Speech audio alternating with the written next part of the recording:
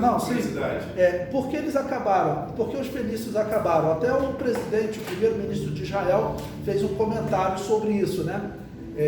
Na verdade, os romanos eles faziam o quê? Todos os povos que não se sujeitavam a eles, os romanos destruíam, né? E os fenícios foram os que assim, enfrentaram os romanos mesmo. Foi o único povo, depois que Roma se tornou um poder, os fenícios foram o único povo que tentou invadir a cidade de Roma.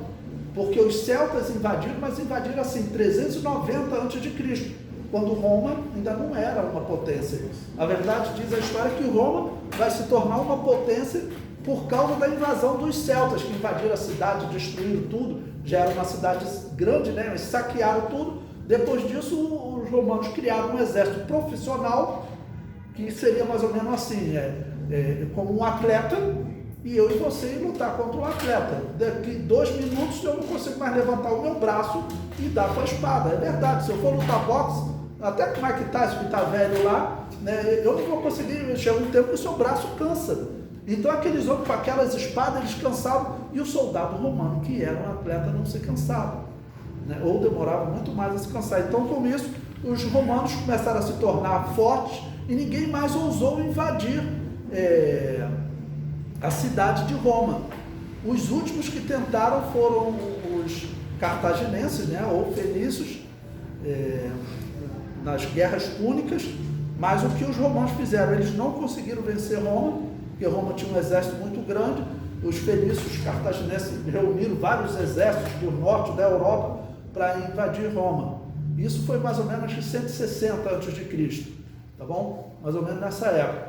Os romanos venceram, e aí os romanos decidiram destruir a cidade de Cartago, fazer a cidade vai deixar de existir. Essa cidade é no norte da África. Isso, Cartago ficava no norte da África. Isso é tão conhecido, se você vê aquele filme Gladiador, sim, aquele filme Gladiador, o apresentador das lutas, né, esqueci o nome do local romano onde tinham as lutas do Coliseu, obrigado.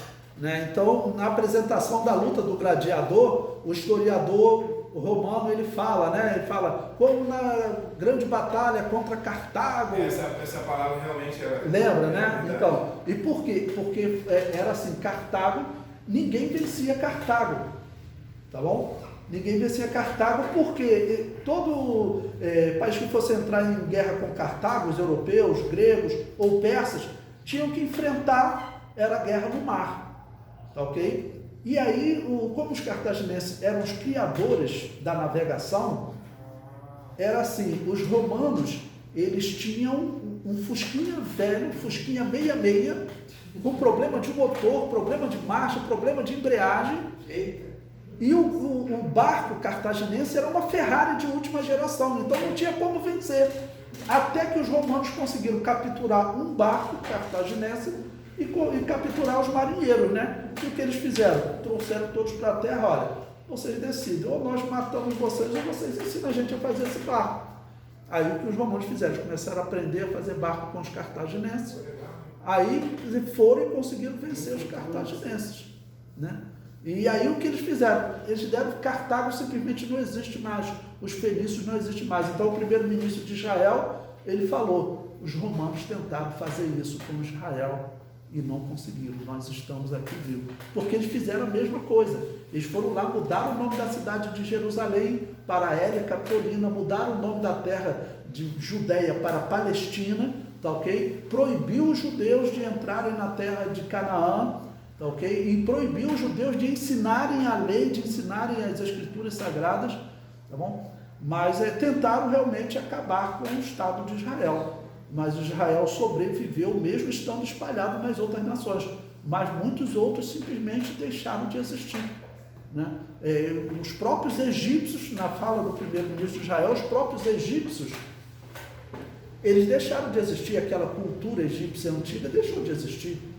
Na verdade, o que domina no Egito hoje foram os povos que dominaram o Egito depois que Roma saiu de lá, que foram, no caso, os islâmicos, tá bom? Árabes islâmicos que dominaram aquela região, tá bom? Então, foi bom ter essa história, esses conhecimentos importantes. Eu considero para mim importante. Não, é importante, isso é importante para nós entendermos, né? É o milagre que foi Deus manter Israel vivo nesse período. Tá bom? E também entender o seguinte, para vocês verem como a importância da Bíblia, a Bíblia, eu posso dizer que foi o que manteve Israel vivo nesse período, senão eles tinham deixado de existir como os cartaginenses. O fato deles terem pergaminhos da Bíblia e estarem sempre estudando a Bíblia, pregando a Bíblia, e depois desse período de destruição, para vocês terem ideia, um dos grupos mais abominados... A destruição, o senhor fala essa destruição pelos romanos, que destruiu Jerusalém, tá. Mudou o nome e espalhou os judeus de lá, tá bom? Então, quer dizer, essa destruição, o único grupo de Israel que sobreviveu é o grupo tão abominado no Novo Testamento, que são os fariseus.